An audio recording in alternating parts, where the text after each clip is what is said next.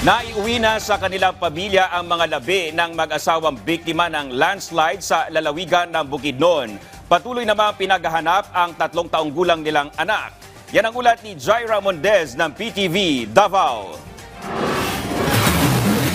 Wala nang nakatirang residente matapos ang kalunos-lunos na trahedya na nangyari sa isang pamilya sa sitio Minalong, Barangay Kausayan, Kitaw-Taw, Bukidnon Province. Ito ang naging pahayag ng Municipal Disaster Risk Reduction and Management Office o MDRRMO Kitaw-Taw. Nasa 19 na pamilya ang apektado sa nangyaring pagguho ng lupa sa lugar nitong Martes ng gabi, Oktubre 15.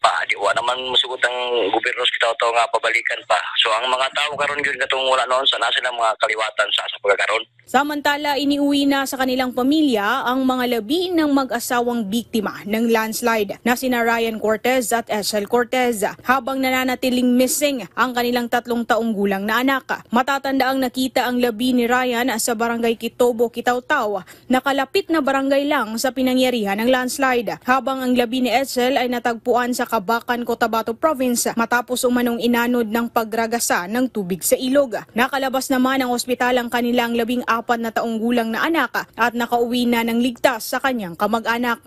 Nasa kausayan niya po kumurog gihaya pa. Pero kang lalaki gihaya to pero murag karong adlaway ng desisyon to nga ilubog tungod sa anak kayo. Agnas na siya ba murag naagnas natin. Sa ngayon ay patuloy pa ang nararanasang pagulan sa lugar na dulot ng Intertropical Convergence Zone o ITCZ. Mula rito sa PTV Davao, Jaira Mundez para sa Pambansang TV sa Bagong Pilipinas.